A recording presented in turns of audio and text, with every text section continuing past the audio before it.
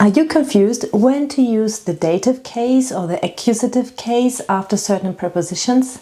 Then this video is for you. I will explain it quickly and neatly so everyone understands it.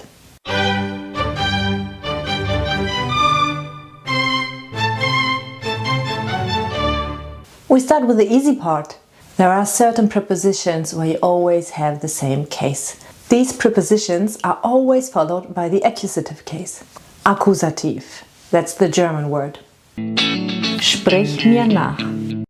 Bis, durch, für, ohne, gegen, What does accusative mean? Accusative means that only the masculine article changes. You have to change the article that is actually der to den. And if it's an indefinite article, you change it to einen. But the feminine noun and the neuter noun after the preposition is not changing at all. There it's die Katze, eine Katze. Das Kaninchen, ein Kaninchen. There is no change. But der Hund is changing to den Hund, and then ein Hund is changing to einen Hund. So this is important to remember. Some examples. So if you have something for your dog, you would say, das ist für den Hund. Das ist für einen Hund. But if you bought something for your cat, you would say, das ist für die Katze. Das ist für eine Katze. So there is no change. And if it's a rabbit, you would say, das ist für das Kaninchen. Das ist für ein Kaninchen. And here are the prepositions that are always followed by the dative case. They are more than in the accusative case, but you can just learn them by heart, and then I hope that you know what to do. Sprich mir nach. Ab, aus, außer, bei, gegenüber, mit, nach, von, seit, zu. And what does the dative case mean? It means that you have to change the article of the noun.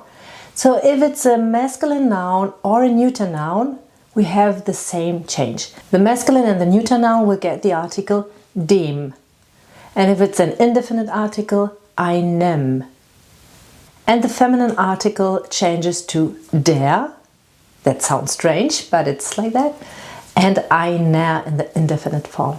For example, ich gehe mit dem Hund. Ich gehe mit einem Hund. Ich gehe mit dem Kaninchen. Ich gehe mit einem Kaninchen. But if you have a cat, then you would say, ich gehe mit der Katze.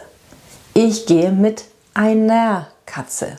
We have a lot of prepositions that are so-called Wechselpräpositionen. And Wechsel means change. So these prepositions are different. They change the noun's article depending on what this preposition tells you. And then you have either the accusative case or the dative case.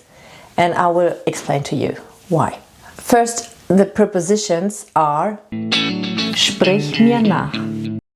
An, auf, in, hinter, neben, unter, über, vor, zwischen. And now you just have to have a look at the location, because all these prepositions show you a location. And now you have to find out, is it a location where the noun that is following your preposition is already there, or if it's on the way to it. If we use a very simple example, for example, you have a table, der Tisch, and you want to say that you have something on the table. You're looking for your glasses. Where are my glasses? Wo ist meine Brille? Sie ist auf dem Tisch. So the glasses are already on the table, and then you use, as you heard, Dativ. Yes, auf dem Tisch. But if you have your glasses in your hand and you want to put them there, and you're telling someone, I will put the glasses on the table. Ich lege die Brille auf den Tisch. And then you would say den, because the glasses are not there yet. They are on the way to be on the table. So this is what you just need to remember. Is the thing already at the location? Then you need Dativ. Is the thing or the person on the way? Then you need Akkusativ. So if you are sitting next to the dog, then you would say ich sitze neben dem Hund. Dativ. Ich sitze neben der Katze. Ich sitze neben dem Kaninchen, because you are already there. But if you want to sit down next to this animal and you're not sitting there yet, then you would say ich setze mich neben den Hund. Ich setze mich neben die Katze. Ich setze mich neben das Kaninchen.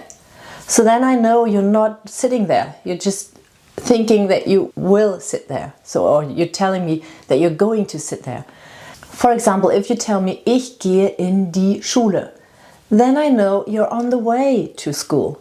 But if you're telling me ich gehe in der Schule, then you changed to Dativ, so die is der. And then I think you're in this building and you're going around in the school building. Ich gehe in der Schule.